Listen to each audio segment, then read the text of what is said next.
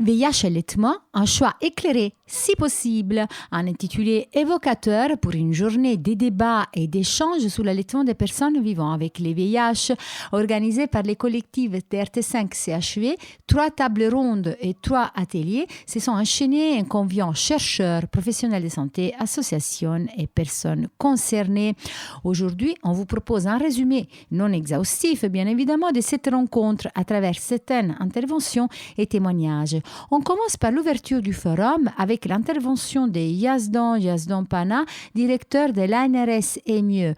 Il fera un clin d'œil à la manifestation passée du 11 octobre des associations, parlera des récos difficiles à changer et nous mettra au courant que 37 projets de transmission mère-enfant sont financés en ce moment par l'ANRS et mieux. Aujourd'hui, peut-être que c'est encore plus important que n'importe quand pour qu'on montre qu'on est ensemble. Vous savez, il y a eu samedi une manifestation à Paris sur l'impact des coupes budgétaires sur les associations. Je pense que le travail entre les chercheurs, les soignants, les patients, la société civile et les associations, pour nous, est fondamental. Et je pense que c'est un moment où il faut qu'on se batte tous ensemble pour montrer combien, pour les patients, pour le soin, pour la santé de la population, ce travail qu'on fait ensemble, c'est important. Et je pense, non seulement il ne faut pas qu'on baisse les bras, il ne faut pas qu'on soit défensif, il faut au contraire qu'on soit ambitieux, même si c'est un moment difficile. D'où l'importance qu'on soit tous ensemble, d'où l'importance des moments, comme des moments aujourd'hui, où on peut partager. Je vais revenir un peu sur ce que fait l'ANRS autour des transmissions de mère-enfant, mais je voulais juste vous dire que le sujet de l'allaitement qui a été choisi, et pour vous illustrer combien c'est important ce travail ensemble, les recommandations ont été changées grâce à des gens que je vois, Laurent, ici, grâce à des experts des associations. Je peux vous dire, dans mon propre service, une recommandation qui date de quoi? 40 ans 45 ans? De le changer, c'est très difficile auprès des cliniciens. Nous, on s'est engueulés sur les recommandations dans le service. Parce que c'est difficile quand même. Quelqu'un dit depuis 40 ans il ne faut pas faire, maintenant il faut faire. Et je pense que ce travail-là, et ce travail d'implémentation de la science, sans les associations, sans les patients, sans la communauté, est impossible. Et du coup, c'est ce genre d'exemple, ce genre de choses qu'il faut qu'on fasse ensemble. Et merci en tout cas d'organiser. C'est moi qui vous remercie, c'est nous qui vous remercions d'organiser ces réunions et ces colloques. L'ANRS, je l'ai dit, a toujours été impliquée dans la prévention de transmission de mère-enfant, de VIH, des hépatites. Comme vous savez, le périmètre de l'ANRS a été élargi et ce qu'on a décidé de faire, c'est d'élargir le périmètre de la lutte contre les infections à transmission de mère-enfant à l'ensemble des infections émergentes, sexuellement transmissibles, pas uniquement au VIH. C'est le travail qu'on a essayé de mettre en place, la cohorte va enfin voir le jour, grâce à des gens de l'ANRS qui sont là et qui travaillent avec beaucoup de cœur, d'envie et d'acharnement. C'est pas facile. Je sais que tout le monde râle contre les régulations actuelles, mais c'est aussi le monde qui évolue comme ça. Ce n'est pas comme il y a 20 ans. Aujourd'hui, les règles sont beaucoup plus dures. Et si on ne le fait pas, on se fait taper dessus. Non, enfin, ça va partir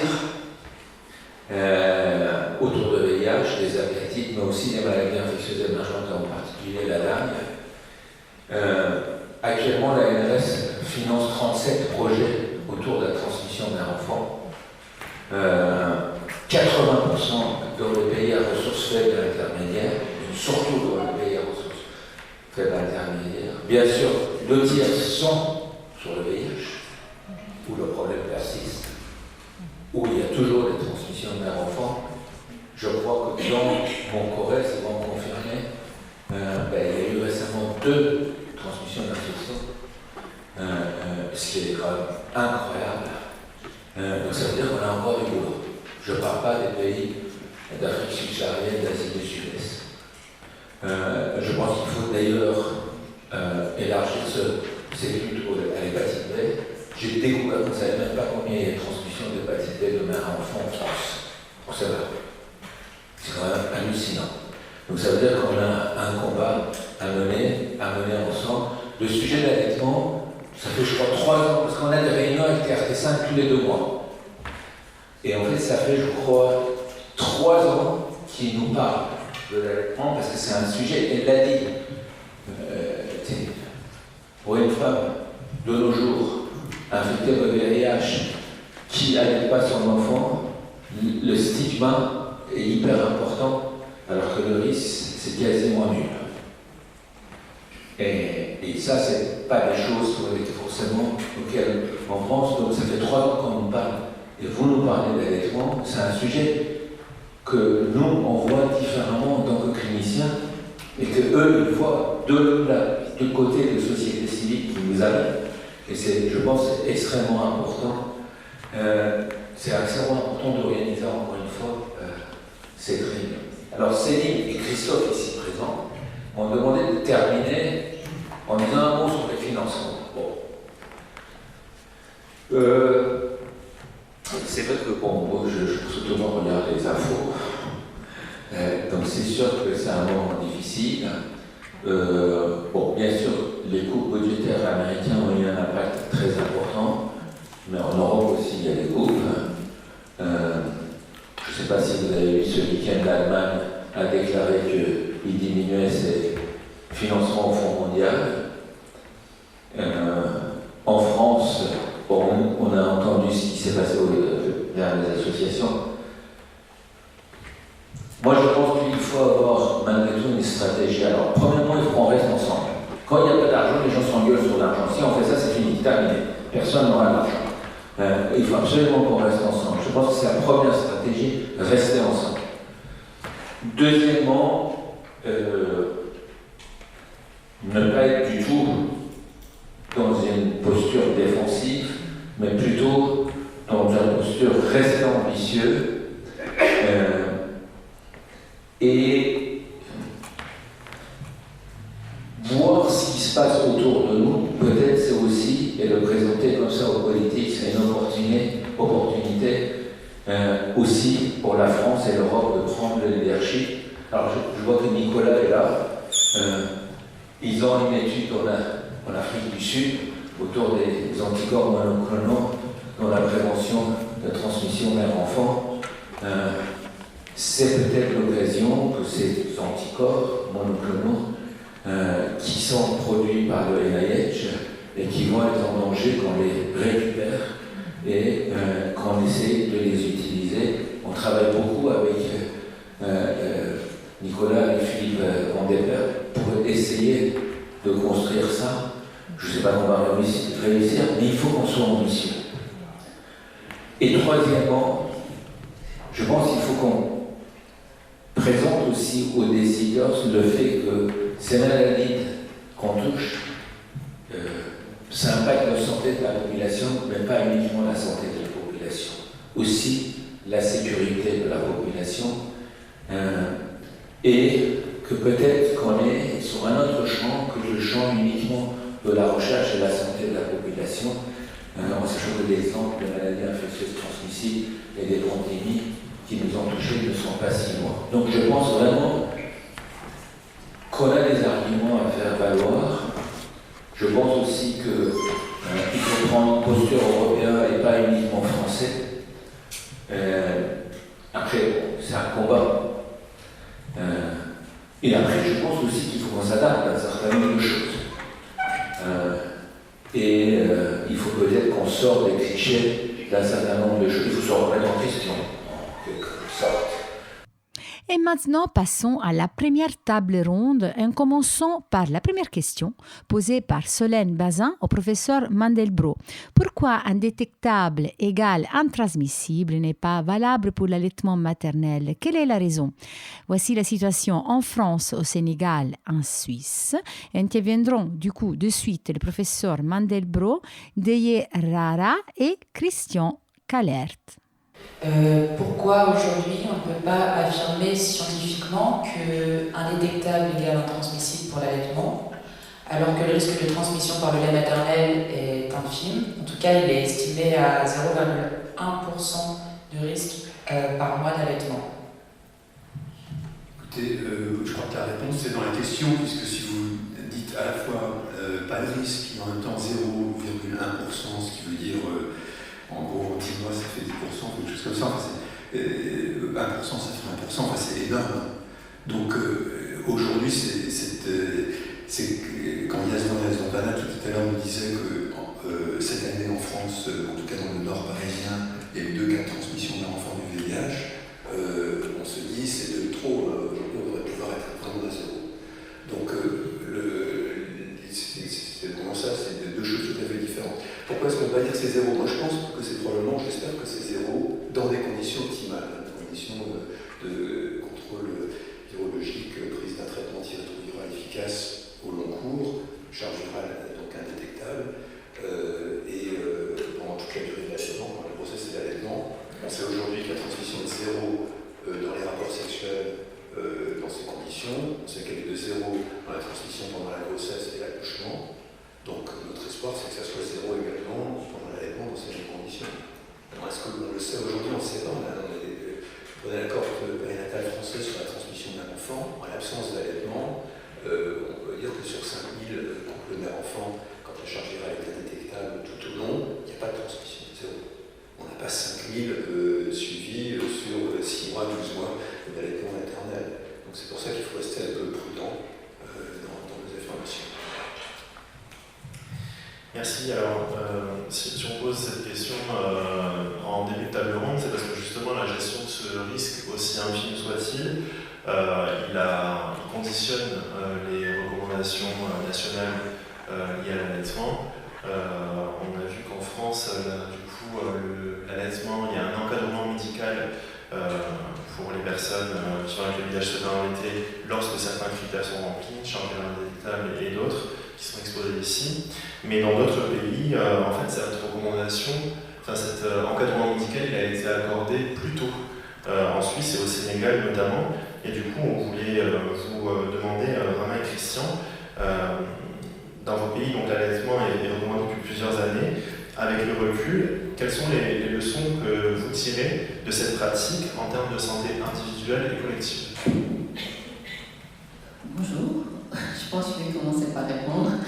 Alors, vous me permettrez quand même de dire tout le plaisir que j'ai d'être ici avec vous et vous remercie donc les organisateurs de la session.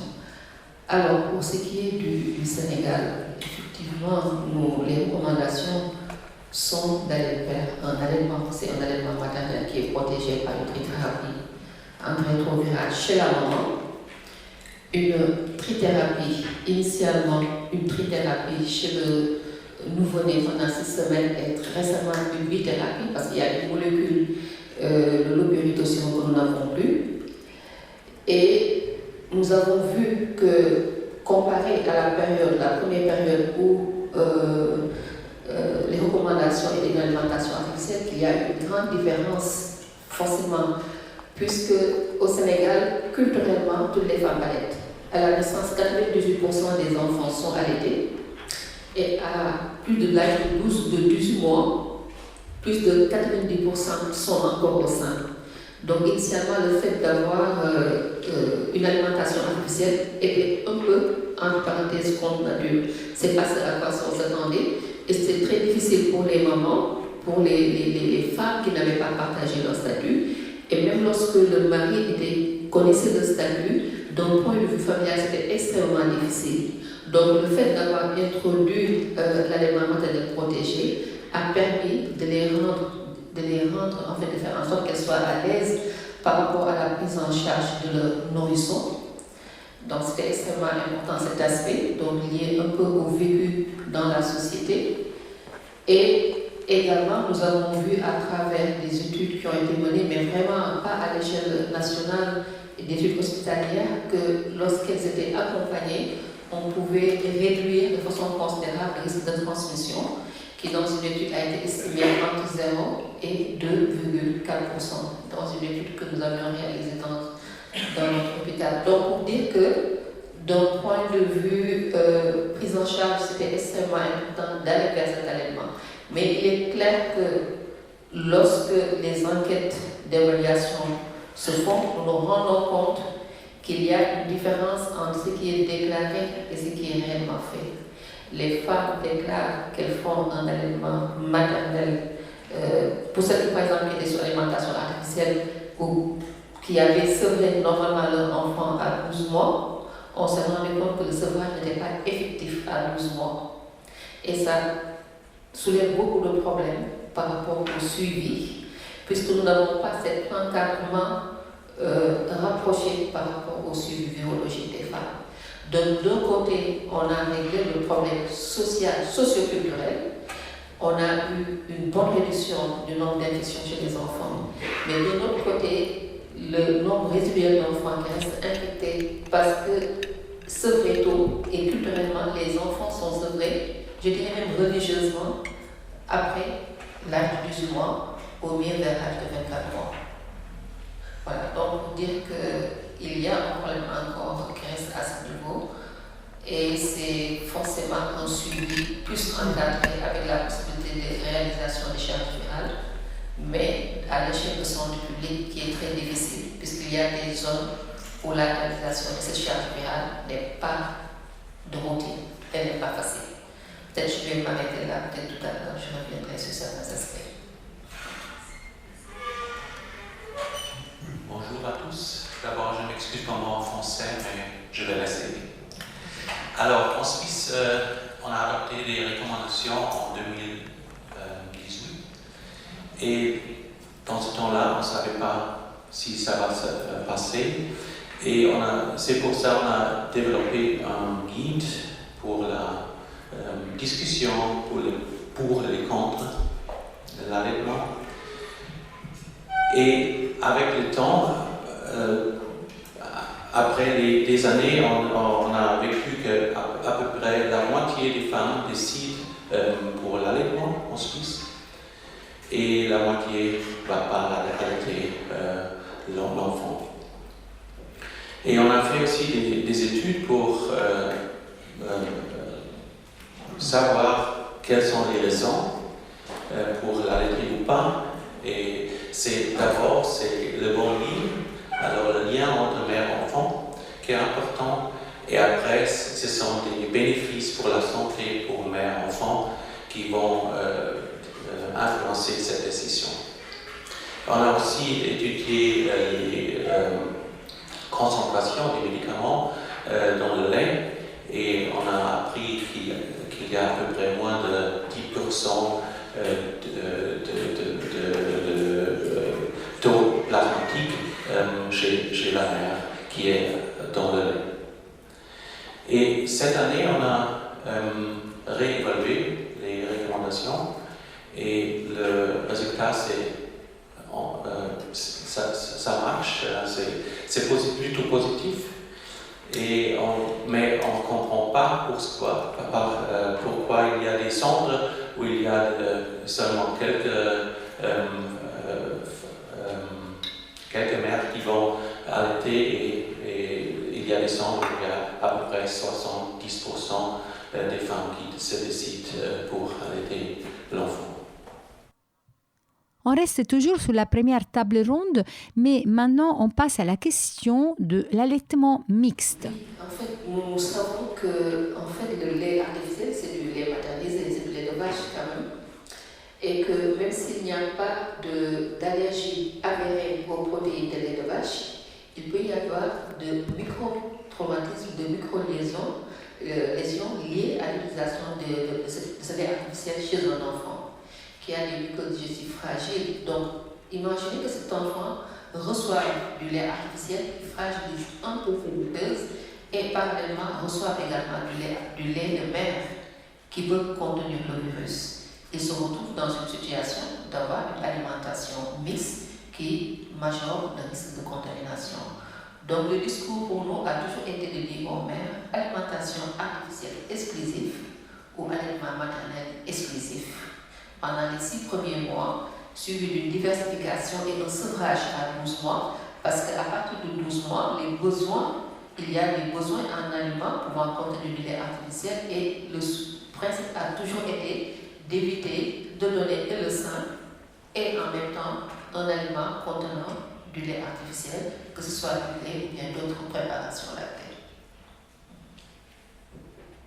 Merci pour cet éclairage. Je pense que pour nous, il faut peut-être qu'on soit modeste. Il y aura une table ronde avec Nicolas Nago tout à l'heure et les questions que vous avez soulevées sont importantes, mais vraiment, pour être très terre à terre, comme on sait qu'il y a tellement d'aliments mixtes à un moment ou à un autre, ne serait-ce qu'au moment de la diversification, il y a forcément une période où il y aura des différents modes d'alimentation qui coexistent. Donc nous on avait dit en France plutôt jusqu'à 6 mois, parce que c'est quelque chose de beaucoup plus usuel, même si l'OMS conseille plutôt une prolongation de l'allaitement, vous parlez de 12 mois, mais de toute façon, forcément, quand on fait des décisions partagées, c'est pas nous qui décidons, c'est quand même un an.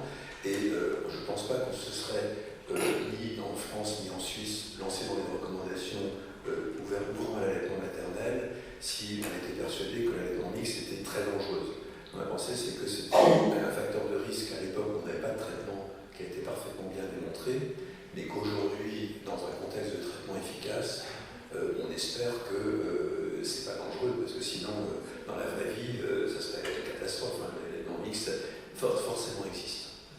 Alors, on va le recommander, mais on va plutôt conseiller l'allaitement vraiment maternel strict, et ensuite le passage à notre alimentation. C'est exactement aussi pour ça qu'on n'a pas décidé de demander l'allaitement exclusif en Suisse. Et c'est aussi parce que normalement c'est recommandé d'allaiter pendant 4 mois exclusivement. Alors ça c'est une recommandation pour tout le monde. Et on voulait faire des recommandations si proches que possible de la situation normale. Et c'était exactement pour ça. Juste pour ajouter, je suis tout à fait d'accord. En fait, c'est clair que lorsque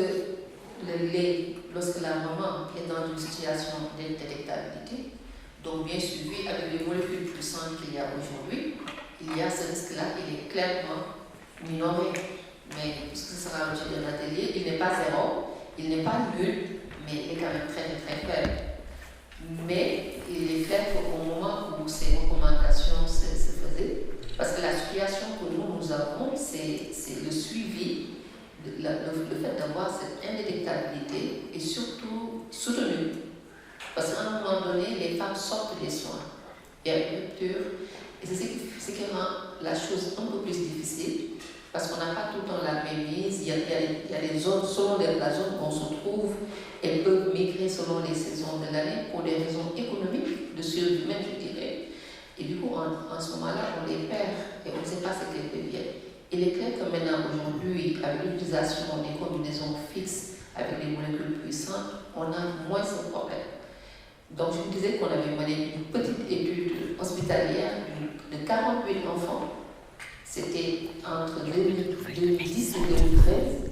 À l'époque, on n'avait pas l'univers de l'intégrase, on était encore AZT, Névirable, 3DC, Névi ou Loperido.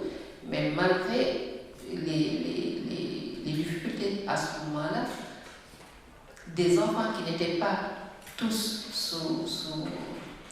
qui ont été sevrés pour la plupart à l'âge de 12 mois, mais pas tous. Il y avait une proportion de 6% qui étaient encore sous allaitement maternel à l'âge de 18 mois. Le taux de transmission, il était nul. On l'a considéré entre 0 et 2,4%. Pourquoi? Parce qu'il y a un enfant qui a eu une PCR positive qu'on n'a pas retrouvé pour faire la sérologie.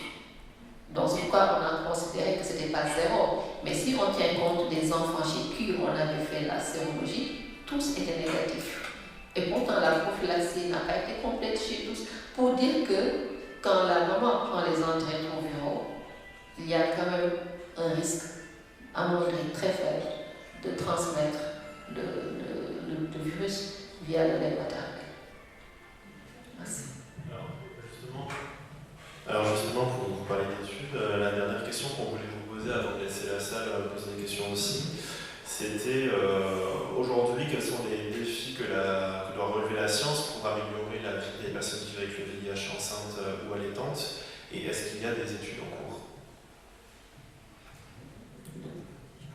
Heureusement, les éditeurs, Yazdon et Zampana a évoqué une grande perspective qui serait d'arriver à avoir des anticorps neutralisants qui permettraient de protéger c'est quelque chose qui existe dans le domaine de l'enfant pendant plusieurs mois, même s'il est exposé. Ça, c'est encore plus loin. Sur le moyen terme, court terme, une des questions, si vous regardez la différence entre ce qui se fait dans les pays européens comme la Suisse et la France, c'est de se dire que nous, on a adopté une double protection, qui est de dire que l'allaitement maternel, c'est de préférence dans des conditions optimales, donc charge virale indétectable pendant toute la durée, très bon suivi régulier, qu'on poursuit des charges virales mensuelles, parce que c'est tous les mois pendant la grossesse, donc tous les mois aussi pendant l'allaitement, etc. Mais qu'on n'est pas à l'abri d'un pépin.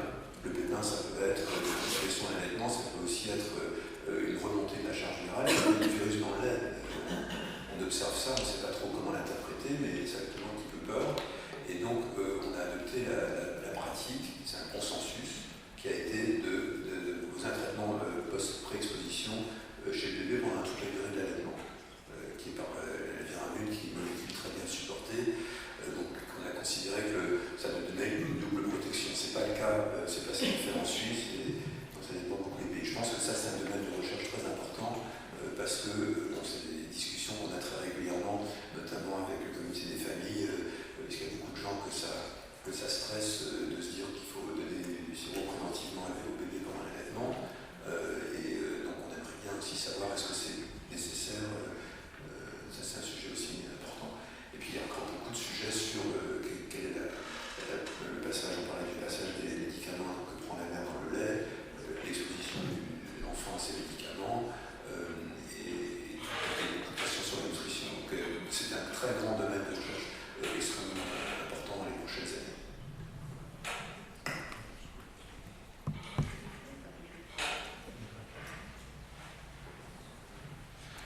Alors, je crois que le plus important, c'est d'éviter toutes les mesures qui sortent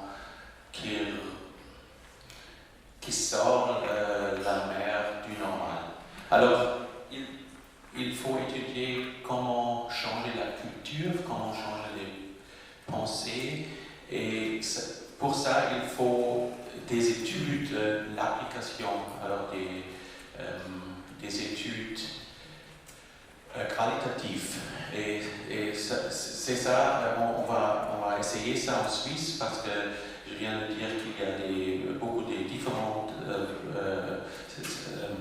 entre les différents centres, il y a des différences, et là on va comprendre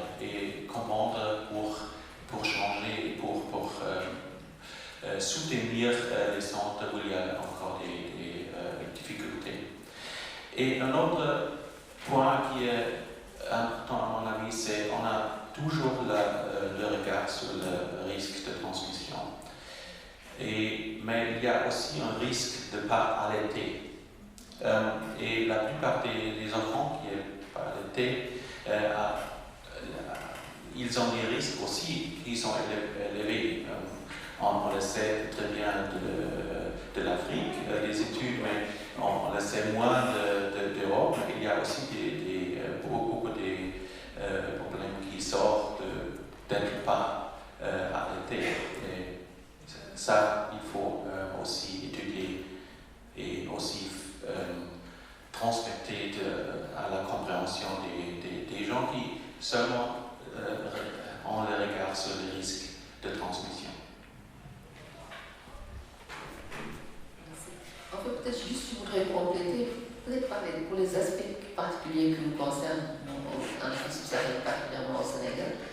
Puisque dans le cadre de cet allaitement maternel protégé, notre choix a été de faire la prophylaxie chez l'enfant que pendant 6 semaines, pas pendant toute la durée de l'allaitement. Alors, pour ne pas sortir, comme vous le dites, du normal, aujourd'hui, les questions qu'on se pose, c'est comment faire pour que ces femmes puissent continuer à allaiter au-delà de 12 mois en étant accompagnées. Puisqu'on se rend compte quelque part que ça se fait, mais à l'insu des soignants. Comment, entre parenthèses, le légaliser, le rendre normal, mais en assurant un suivi de la charge virale, un accompagnement de cette maman pour qu'elle fasse un peu comme les autres, comme toutes les autres mamans.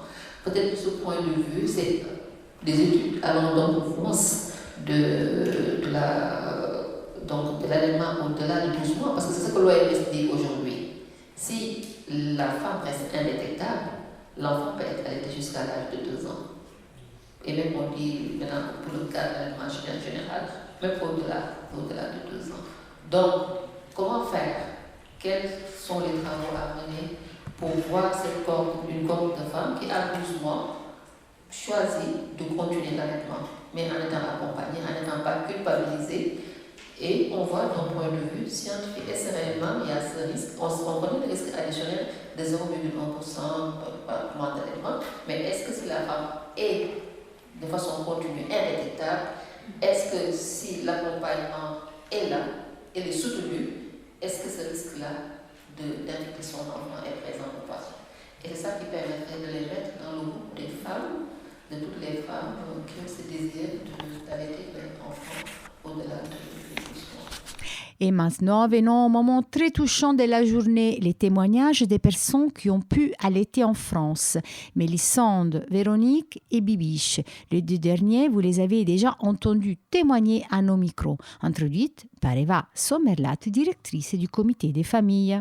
Merci à toutes les 3 d'avoir ce courage pour parler de vos parcours. On va commencer par une question sur ce que vous retenez de positif sur votre parcours d'allaitement, ce que ça vous a apporté de positif à vous et aussi l'accompagnement que vous avez reçu. Qu'est-ce que vous en retenez de positif? Je vais commencer par Mélissande, qui est encore en cours d'allaitement. Honnêtement, pour moi, une valeur positive, c'est de pouvoir avoir allaité. En 2013, lorsque j'ai été diagnostiquée, je ne pensais pas que 13 ans après, j'aurais pu avoir notre enfant et que j'aurais pu l'allaiter. En termes d'accompagnement, moi, je n'ai vraiment pas eu du tout. Il faut savoir que je suis suivie du coup par la gynécologue, l'obstétricienne et mon infectiologue, qui parallèlement faisaient très bien toutes les 2 leur travail, mais qui ne se sont jamais mis en lien, que ce soit sur mes résultats, parce que mes résultats étaient bons, tout se passait bien, ils ne se sont jamais mis en lien. C'est moi qui les mettais en copier-coller dans les mails, qui faisait le lien entre elles deux sur certaines prises biologiques, puisqu'elles demandaient les mêmes choses.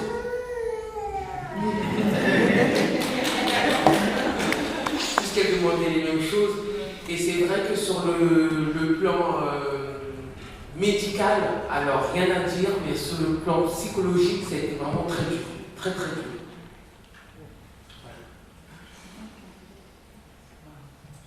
Moi, tout a été positif. C'est pareil, hein. L'hôpital où je suis suivie n'avait pas de cas d'allaitement en situation de VIH, donc il n'avait aucune connaissance là-dessus. Peut-être tant mieux, je ne sais pas. En tout cas, j'ai été vraiment très bien accompagnée par la sage-femme, par ma gynécologue, qui était aussi la chef de service de maternité. Donc toute l'équipe à la maternité m'a vraiment bien accompagnée. Donc je suis vraiment très contente. Après, comme Mélissande, moi, je n'ai pas de gros suivi derrière. Je vois mon virologue tous les 6 mois, même mon enfant n'a pas de pédiatre, on ne me l'a pas proposé, puis je ne ressens pas le besoin, j'ai fait des prises de sang quand il fallait les faire.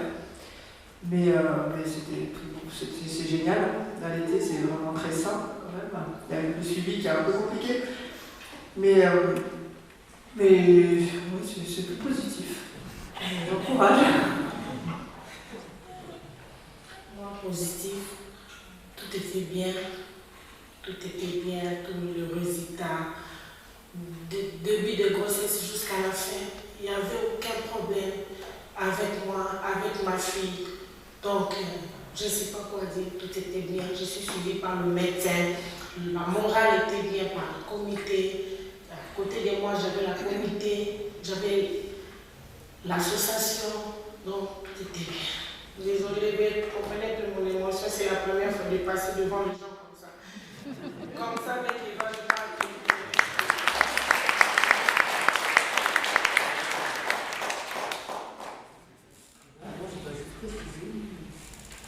Alors moi je veux juste préciser parce que justement c'est dans les soins à mon bébé puisque lorsqu'on est séropositif pour Nanette, on a des suivis en fait après pour l'enfant avec des prises de sang régulières à faire à 1 mois, à 3 mois et bientôt à 6 mois. Moi c'est plutôt avec les infirmières, avec certaines infirmières lors des visites pour mon fils qui estiment que j'ai fait le mauvais choix puisque c'est très dur de venir tous les 2 mois de le faire piquer, de faire des prises de sang. Et en fait, c'est le rapport avec elle qui est difficile, vraiment très difficile. Du coup, c'est ça ma deuxième question, c'est quelles ont été les difficultés rencontrées lorsque vous avez fait ce choix d'allaiter, quand vous en avez parlé pour la première fois à l'équipe médicale, aux médecins, les réactions, qu'est-ce qui a été difficile à ce moment-là, au moment de l'accouchement et après dans l'accompagnement, dans le vécu de ce projet d'allaitement ou le fait de ne pas avoir pu allaiter pour toi, Guy-Biche, si vous pouvez partager vos ressentis, votre expérience. Alors, me concernant, ce qui a été difficile, c'est qu'en fait, moi, mon projet grossesse, je l'ai eu pendant 3 ans. Il faut savoir que j'ai essayé, ça ne fonctionnait pas très bien. Et mon infectiologue me disait à chaque fois, elle était flippée, il faut faire attention, si vous êtes enceinte, on doit faire ça, on doit faire ça. Et lorsque je suis tombée enceinte, en fait, je me suis retrouvée dans un grand désert. C'est-à-dire que mes CD4 étaient bien, donc hormis les prises de sang à faire normalement, j'avais rien de particulier. Donc je me suis sentie un petit peu démunie, honnêtement. Avec l'obstétricienne, ça s'est très bien passé, elle a fait son job, le bébé, ça se passait bien, la grossesse, la rien à lui redire. Et c'est plutôt, quand j'ai accouché à la maternité, il faut savoir qu'il y a une prépa donnée au bébé, au tout petit bébé quand vous venez d'accoucher. Et en fait, c'était les infirmières qui étaient très stressées parce qu'il faut donner une heure pile. Il ne faut pas donner à 1h02, il ne faut pas donner à 1h03. Donc, si j'oublie en fait à 14h de leur dire c'est l'heure de la prep de mon fils, elle venait tout de suite dans ma chambre à 14h donc me disant vous voyez, il faut lui donner, il ne faut pas oublier. Elles étaient très stressées sur ça. Moi, je pense que je n'avais pas mesuré tout l'accompagnement, enfin tous les soins à faire à l'enfant après, c'est-à-dire la prep, les prises de sang régulières. En plus, chez un nouveau-né, c'était très difficile et c'est surtout sur le plan psychologique où tout à l'heure la dame elle a parlé, l'allaitement c'est quelque chose de merveilleux. On a quand même ce truc quand on allaite son enfant de temps en temps, il y a des moments comme ça où j'angoisse en me disant imagine si en nourrissant mon enfant je le contamine. Et ça c'est vraiment sur ça il n'y a pas d'accompagnement, on n'a personne à qui parler. On n'a personne. Moi, pour l'instant, je n'ai pas rencontré encore d'autres femmes qui allaitent en aujourd'hui. Donc, merci, mesdames. Et on n'a personne à qui parler. Et on est vraiment seul face à ces questions-là, face parfois à ces angoisses-là. Et c'est vrai que mon rapport avec l'allaitement, avec mon fils, parfois, c'est particulier.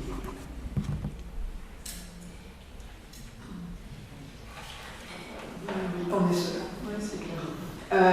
Moi, la seule difficulté que j'ai eue vraiment, c'est le pédiatre, le chef de pédiatrie de l'hôpital qui m'a convoqué et qui m'a tenu un rendez-vous d'1 heure en me disant qu'il n'y avait donc jamais eu ce cas de demande d'allaitement en situation de VIH à l'hôpital. Donc pour lui, c'était très intéressant, qu'il allait consulter le référent régional, qu'on allait faire un cas un peu de ce cas-là. Mais il fallait que je suive le futur protocole français, donc avec la PrEP, 6 mois d'allaitement exclusif, point, plus d'allaitement, et la PrEP pendant 6 mois. Moi, à ce moment-là, durant ma grossesse, je n'étais pas sûre de savoir quel protocole je voulais suivre, j'avais tout lu, toutes les études j'en avais fait le tour et puis je ne savais pas comment allait se passer l'allaitement, donc j'avais un peu du mal à me projeter en me disant je vais arrêter pile poil au bout de 6 mois et puis voilà, je vais donner un traitement à mon enfant. Ça, j'étais pas sûre. Et puis j'ai plus de nouvelles de ce pédiatre pendant toute la durée de ma grossesse. Il est venu le lendemain de mon accouchement, donc on n'est pas très bien le lendemain de son accouchement quand même, on est un peu fatigué. Et là, il m'a dit que le référent régional n'approuvait pas du tout mon choix, que je faisais de la maltraitance infantile. Donc ça a été très dur.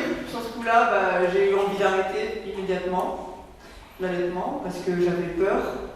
Et puis j'ai été un peu rassurée par l'équipe et surtout par une autre pédiatre qui m'a dit tout bas qu'on ne faisait pas autant d'histoires avec d'autres virus comme les hépatites et que c'est qu'on avait peur du VIH, donc il ne fallait pas que je m'arrête là. Donc ça m'a vraiment, pour cette femme, elle m'a vraiment aidée, quoi. Et l'autre difficulté que j'ai eue quand même à la maternité, c'est qu'ils ne savent pas trop ce qu'il faut prélever à l'enfant dans ces cas-là. Donc à un jour de vie, mon enfant a eu un prélèvement de 9 tubes pleins de sang. C'était énorme, il a été à mort pendant 2 jours. Voilà. Et ils n'avaient jamais vu ça, mais ils respectaient un protocole, je ne sais pas d'où ils sortaient. Donc après, j'ai dû faire très très attention aux prises de sang. Parce qu'en fait, quand j'allais à l'hôpital, moi c'était tous les mois qu'il fallait que je fasse des prises de sang, parce que le protocole n'était pas encore sorti. Mais ils ne savaient pas quelle quantité il fallait prélever. C'était un petit tube, un gros tube. Et du coup, il fallait que je contacte moi-même l'Institut à Paris pour savoir qu'est-ce qu'il fallait prélever. Donc ça, c'est un peu... Et puis au final, si on prélevait même que la moitié, ça marchait quand même, parce que c'est pas évident, les prises de sang sur enfant. Donc là, j'ai l'impression qu'il y avait vraiment un gros flou qui est compliqué à gérer. Voilà. Voilà pour mes difficultés. Pour moi, les difficultés, c'était premièrement, on n'a pas voulu que je puisse allaiter ma fille.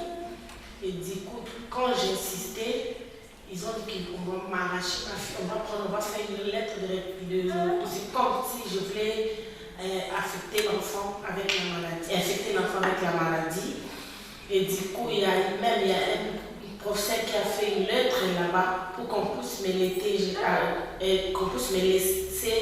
je fais allaiter l'enfant. Et ils n'ont pas voulu. Et du coup, l'hôpital a dit, je suis petit, je suis accompagnée par comité. C'est le comité qui fait qui me donne la tétituesse là. Donc il faut qu'on m'arrache ma fille. Donc je ne dormais pas, je pleurais tous les jours. J'ai dit, laisse-moi même, je vais allaiter ma fille pendant même 3 mois seulement parce que c'est ma première fille. Je voulais être comme une mère. Allaiter, c'est une histoire, je commence avec ma première fille. Je vais raconter aussi aux gens que j'avais allaité ma fille avec la maladie parce qu'il y avait les gens qui m'ont aidé, mais je n'ai pas pu arriver à ce moment-là. C'était très difficile. Et du coup, quand je suis restée, j'ai dit non, ma fille, elle est tout pour moi. C'est mieux que je garde ma fille. Je n'ai pas voulu allaiter.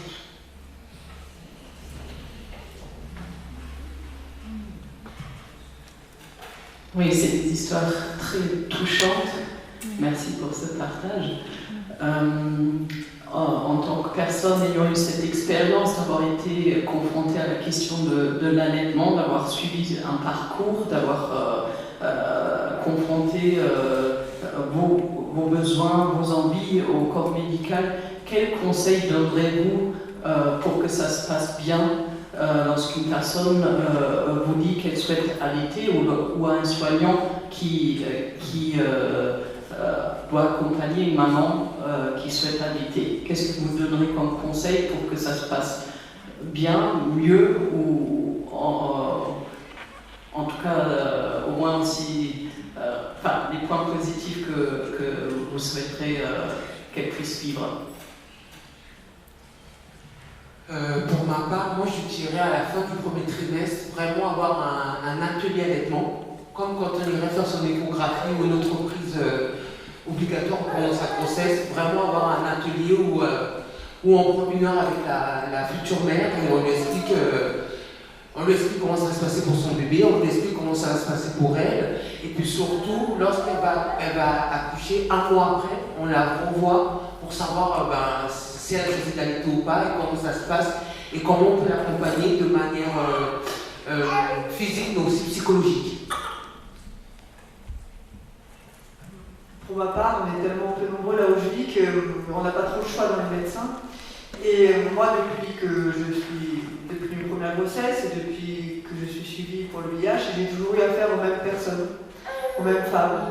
Et du coup, on a établi vraiment une relation de confiance. J'en parle énormément avec ces femmes. Je parle de ce que j'apprends et puis voilà, on échange. Et du coup, elles ont confiance en moi et elles m'accompagnent beaucoup. Et aussi, j'ai tendance quand j'ai un souci, j'en parle beaucoup. Donc moi, depuis que je suis séropositive, j'en parle énormément autour de moi. Et même pour l'allaitement, je suis allée voir toutes mes copines qui allaitaient. Et même avec la sage-femme, j'ai eu un rendez-vous où on parle des complications, qu'est-ce qui se passe, comment on fait. Donc j'avais aussi acheté toutes les crèmes pour pas que j'ai des crevasses ou le moindre problème. Mais voilà, c'est comme si j'avais un peu fait le tour de ma question en discutant avec tout le monde de comment pouvait se passer un allaitement et toutes les possibilités qui allaient s'offrir à moi. Voilà. Donc il faut se renseigner, quoi. Pour moi, je veux juste dire qu'on peut faire, comme ma sœur vient de parler, juste proposer des ateliers, montrer comment allaiter, parce que quand moi j'avais accouché par césarienne, j'ai accouché 18h, je me suis réveillée à 1h du matin. Le quart d'heure là, il n'y a pas moyen de tenir le bébé pour allaiter. Donc, on doit nous montrer au début, par exemple, au 3e semaine, comment faire toucher, par exemple, il faut faire ça, toucher les seins, il faut prendre le bébé comme ça, donc on doit nous montrer. Après, comme tu veux allaiter, il faut savoir qu'il y a les examens qu'on doit faire pour l'enfant, il y a le rendez-vous pour l'enfant, tout ça, moi j'avais pas ça dans ma tête. J'avais pas ça, du coup ce sont des choses que j'ai appris à la veille quand j'ai accouché. Donc on doit juste faire à ce point-là.